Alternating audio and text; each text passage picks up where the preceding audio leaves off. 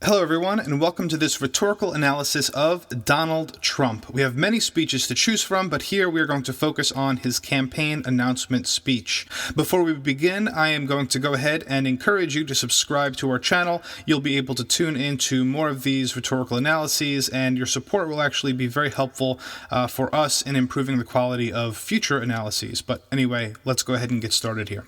So this analysis is going to be a little bit different than what we usually do here, in that we're not going to go start to finish through the entire speech with a broad lens. Instead, we're going to focus specifically on logical fallacy here. So to begin, we should probably define logical fallacy, shouldn't we? So a logical fallacy is an error in the reasoning or the logic of an argument that ultimately makes that argument illegitimate, right? So it's like a hole in the reasoning, a hole in the logic. For example, if I show you evidence that demonstrates you are failing English class, and you decide to argue against this by telling me that I am an idiot, I'm a moron, and so on, that might seem like a compelling argument that you're making there, but really, you're avoiding the argument rather than making an argument. You are attacking the person, the other arguer, instead of the argument itself. This is a very popular logical fallacy. And as you will learn momentarily, there are very many of these to choose from. There are many logical fallacies. This one, the personal attack, it is called the ad hominem, and that's actually Latin for to the man, ad hominem, and that makes sense, right? Because that's the person who's being attacked. Now, two things I'd like to mention before we move forward. First, it's that logical fallacies are not necessarily bad strategies. It's actually quite complicated, but here's what I mean by that.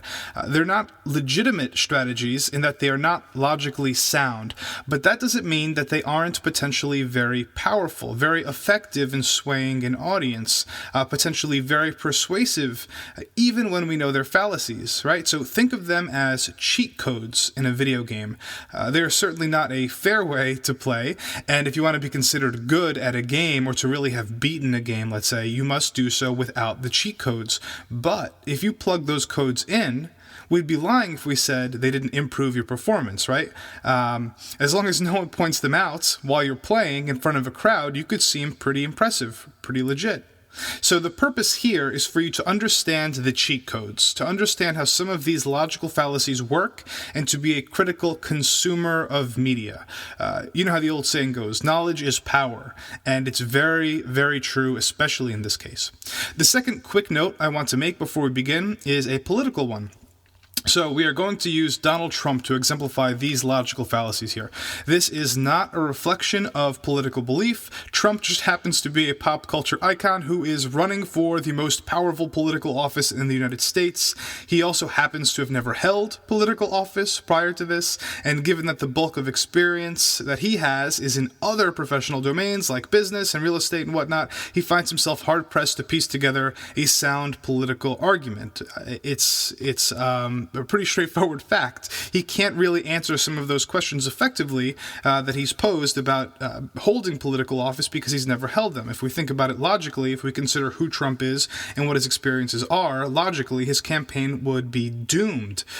So rather than to fight what we all know would be a losing fight, Trump very effectively utilizes language to his advantage. So say what you will about Trump as a politician, the fact that he has run such a successful campaign thus far speaks volumes about the power of language and of rhetoric. And if you want to be president, start taking notes. So let's get ready to roll here. I'm going to run Trump's first speech in his campaign, the speech where he announces that he's running. As far as these speeches go, they become a dime a dozen as he continues to recite multiple versions of this one essentially on his campaign trail. So hopefully this one remains a bit more timeless than the rest. We will pause to discuss rhetorical strategies, rhetorical devices, and logical fallacies as they arise. All right, here we go. Wow. Whoa. That is some group of people. Thousands. Well, that certainly did not take long. This logical fallacy is known as the bandwagon. This is essentially an appeal to popularity, using the fact that many people are doing something as validation for that something being done. In saying that there are thousands of people present, whether or not they actually are present, whether or not there's anyone in that room, Trump is using the bandwagon fallacy to validate his candidacy for president. If thousands of people are there, then he must be a viable candidate, right? Now, even if there are thousands of folks there, that does not make for a logical or sound argument, right? The attendance of this particular rally has very little to nothing to do with the candidate's viability. So nice. Thank you very much. That's really nice. Thank you. It's great to be at Trump Tower. It's great to be in a wonderful city, New York. And it's an honor to have everybody here. This is beyond anybody's expectations. There's been no crowd like this. And I can tell you, some of the candidates, they went in, they didn't know the air conditioner didn't work. They sweated like dogs. They didn't know the room was too big because they didn't have anybody there. How are they going to beat ISIS? I personally think this one is hilarious. It is called the false cause, and if you can ever identify one of these suckers, a false cause, in an opponent's argument, they are awesome to point out. So the false cause is basically the presumption of a relationship between two things. It's a cause and an effect that don't really exist, right? The cause does not actually cause the effect. So here it's, number one, that the other candidates were unable to, or unaware that the air conditioner was not working. And number two, as a result, they won't be able to defeat ISIS. And we feel compelled to see the logic in this, right? Our instinct says, that's right. They didn't even know there was air conditioning. How could they run a country? How could they defeat ISIS? But the truth is, air conditioning is an entirely different matter than politics or war. They are so distant from one another that to imply that there is any kind of causal relationship between the two is absolutely ridiculous. But here, Trump does it, and it's done in a convincing way. The punch lands. I don't think it's going to happen. Our country is in serious trouble. We don't have victories anymore. We used to have victories, but we don't have them. All right, now we can call this a lot of things, but the most obvious to me at this moment seems like a logical fallacy known as black or white. This is the presumption that only two possible states exist. In this case, it's either having victories or not. It's either black or it's white. There's no gray, there's no middle ground. We do or we do not. And here, Trump tells us that we do not. The purpose here is to cloud the fact that there are alternative possibilities, that the United States does not necessarily need to have what he calls victories here in order to signify that the United States is in good shape. Consider a country that has no military victories whatsoever, because it has always been at peace with the world. That's not a bad deal, right? That sounds like winning to me. But here, this is one of many gray areas that is pushed aside, that are neglected in this black and white vision that Trump has introduced. Anybody saw us beating, let's say, China in a trade deal? So this is what's known as a loaded question, which basically means that there is an assumption built into the question, and there is no possible way to answer that question without seeming like you're at fault, right? That's how the question is structured. A loaded question, kind of like a loaded gun, right? It's a booby trap, and it can be phrased 100 different ways. You could ask me when the last time I saw us beat Uruguay in a trade deal was, and I wouldn't even know where to begin, right? The question itself is loaded. It's stacked against me. I can't remember. I guess we never beat Uruguay, right, in a trade deal. So here, Trump is setting that trap for us. No matter what, the answer to the question has that built-in assumption. No, I can't remember a time when we did that was. The trap is set. They kill us. I beat China all the time. All right, this is known as the anecdotal fallacy.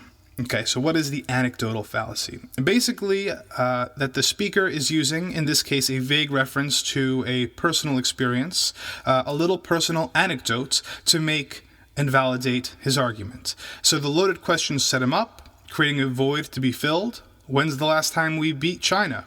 And even though that doesn't really make much sense as a question, he follows it up with a personal anecdote. I beat China all the time.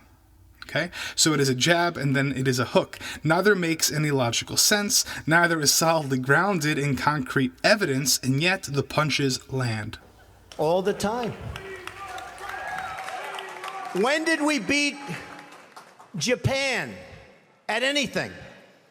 They send their cars over by the millions.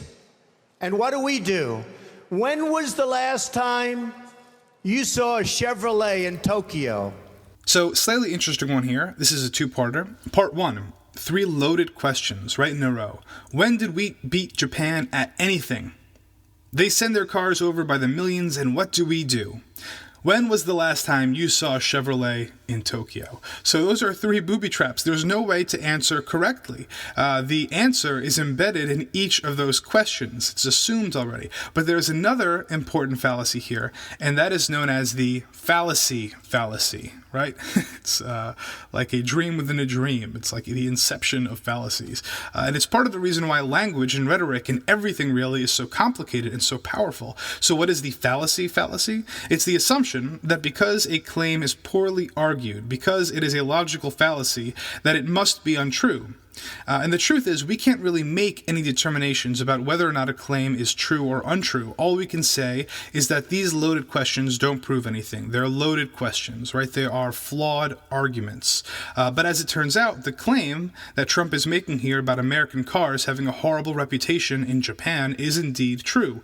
A cold, hard fact about this, a cold, hard piece of evidence that supports this, is the statistic that Chevrolet sold less than 367 vehicles in Japan in the first 5 months of 2015. So, Trump's claim here is actually true.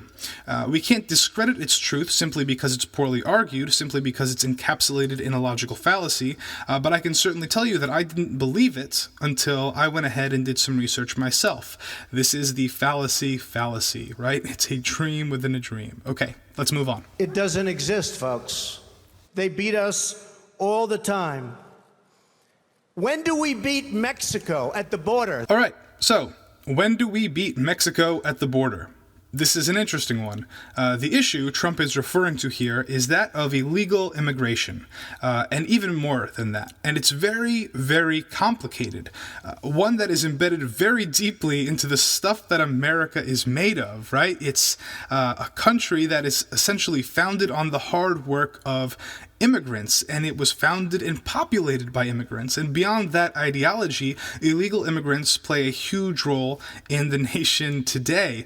Even those that Trump refers to here that have crossed over the border in Mexico, they are deeply connected to the pillars of American society, to the underpinnings of the American workforce. And the questions that are raised as far as whether illegal immigrants should be educated, whether they should receive medical benefits and be treated humanely, they're very complex issues, complex legal issues, complex economic issues, complex ethical issues, and so on. And so what does Trump do here? He creates what is known as a straw man. This is a super popular and powerful logical fallacy, and it's very effective, the straw man. So, a straw man is basically a misrepresentation of an argument that ultimately makes that argument easier to attack. It usually simplifies it, it distorts it in a way that makes it more vulnerable. So, all of that really complicated stuff that is incredibly difficult to discuss and dismantle in any kind of intellectual way, that many millions of brilliant people are wrestling with all of the time, is instead represented by this straw man. When do we beat Mexico at the border? Right? So he encapsulates the entire argument in this straw man, in this question, when do we beat Mexico at the border? And that seems like a much easier argument to take on. Who knew we were even in competition with Mexico and trying to beat them at the border, right? So the most obvious solution here to beat Mexico at the border would probably something ridiculous, like building a wall. And obviously that isn't going to change any of those complex issues mentioned earlier, but that is exactly Trump's proposal. That's how he tackles the straw man. It is the obvious solution to this suddenly much simpler and distorted version of a complex argument, his straw man. They're laughing at us, at our stupidity.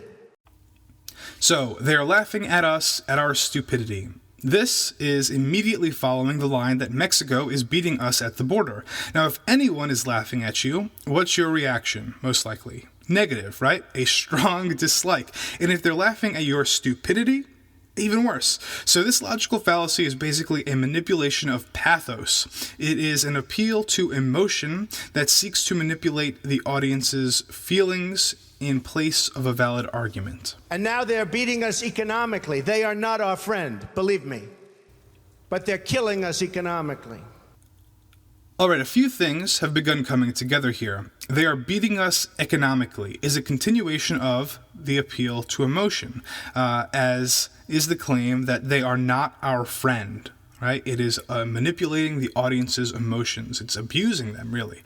This is supported by a simple phrase here, believe me, as if this pleading to be believed can suffice as evidence, and then the continuation of being killed economically. The claims have been mounted. The U.S.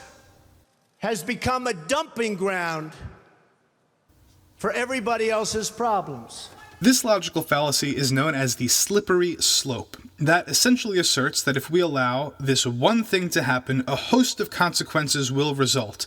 If we let X happen, then Y will happen, then Z will happen, then all of these things will happen, which will ultimately be awful, right? And then the US will be a dumping ground. Except here, Trump does this in the past tense. He gives us an X and a Y and a Z, China, Japan, Mexico, etc. And even though he doesn't actually support any of these claims, he uses the slippery slope logical fallacy to support what he is saying is the consequence. Now, as a result of this slippery slope, the U.S. is a dumping ground. There is no evidence to back it up, and yet we've already slipped. Thank you. It's true. And these are the best and the finest. Another appeal to emotions here. If you are cheering Trump, then you are the best and the finest. Who says so? Trump does. And so what do we call that? Circular reasoning, right? He is chasing his tail there, or rather the audience is, and that is another logical fallacy, circular When reasoning. Mexico sends its people, they're not sending their best. They're not sending you. They're not sending you. So black and white, again, when Mexico sends its people, they are not sending their best, and they're not sending you. So they must be sending their worst, right? Drug dealers and rapists, and no one in between. Additionally, the straw man that Trump has built, that Mexico as a nation is actually selecting individuals to send to us, that we must beat Mexico at the border, persists here. They're sending people that have lots of problems, and they're bringing those problems with us. They're bringing drugs, they're bringing crime, they're rapists, and some, I assume, are good people. But I speak to border guards, and they tell us what we're getting. All right, so this is like a festival of logical fallacies. The first is the appeal to authority, the claim that Trump speaks to border guards, which takes the place of the argument, right? So instead of a well-reasoned set of facts and claims, we get that Trump speaks to border guards. It's an empty shell of authority that he uses to support his claim. That's number one. Number two is known as the genetic fallacy, the judgment of something as good or bad simply based on the source of that thing. So in this case, he is casting all Mexican immigrants who illegally cross the border in an incredibly negative light based solely on their country of origin. Okay, that is genetic logical fallacy, the genetic fallacy. And fallacy number three, the composition fallacy, the assumption that what is true for some slice is true for the entire thing. Does Mexico have an issue with drugs and organized crime? Yes, of course it does. Some of the most powerful drug cartels in the world are in Mexico. But does this apply to every Mexican who crosses the American border? No. Many of the Mexicans who cross into America are trying to, get away from that whole thing. So the composition of that one slice is not reflective of the composition of the whole. And that's why this is known as the composition fallacy. It is also part of what makes generalizations about things like race stupid, right? Completely logically unsound. And it only makes common sense. It only makes common sense. All right, so would you believe me if I told you this was called the common sense fallacy? Because it is. It is the common sense fallacy. So claiming that something is so obvious or so easy to understand that even a child should be able to understand it, that is a rhetorical trick. That is known as the common sense fallacy. They're sending us not the right people. It's coming from more than Mexico. Again, this is the black and white fallacy. In stating that we are not being sent the right people, the implication is that we are being sent the wrong people. But more subtly is the implication that we are being deliberately sent people to begin with, and that is that Mexican straw man that seems to be haunting us throughout this entire speech. It's coming from all over South and Latin America, and it's coming probably from the Middle East. But we don't know, because we have no protection and we have no competence. We don't know what's happening. So the logical fallacy known as personal incredulity is basically the use of ignorance to take down a claim. To basically say that I, as the speaker, am incredulous of this thing, and so there's no way it can be true. The equivalent of, I don't understand that, right? So there's no way. Here, Trump uses a slight variation of that. He claims a similar kind of ignorance for himself and for the American people when he says, we don't know. We have no protection and no competence, and he uses that ignorance to attack the argument that we as Americans are safe, and to attack the argument that the U.S. government has taken appropriate and effective actions to curb terrorism that may have otherwise stemmed from the Middle East. He doesn't use any facts whatsoever, any actual authentic knowledge of this. He simply says that he doesn't know. None of us know. And so how could we be protected? How could we be safe? It rolls off his tongue with incredible purpose, but when we take a moment to process it and piece it together, it's alarmingly disjointed and illogical. So that's been more than 15 kinds of logical fallacies, some of which were used multiple times in literally the span of 3 minutes. These were the first 3 minutes of what turns out to be a 45-minute speech. So we're going to start to wrap this video up right now, but holy moly, talk about a testament to the power of language. If you can craft a convincing argument, if you can harness the stuff of rhetoric, you really do have incredible power, and this is just a testament to that power. Power to persuade and sway millions of people, millions of potential voters in this case, and you gain the power to understand how rhetoric works, right? That's hopefully what you've gained at least a little bit from this video, to see through the fog and to protect yourself from the Jedi mind tricks that you have hopefully begun to master yourself, right? To become a critical consumer of media. If you are looking for additional materials to teach logical fallacy or rhetorical analysis through politics and pop culture, head over to TeachArgument.com for some awesome resources. You can sign up to receive materials in your email for free. You can join the Teach Argument community to access loads of premium materials. I definitely recommend you do that. And if you haven't already done so, please go ahead and subscribe to this channel.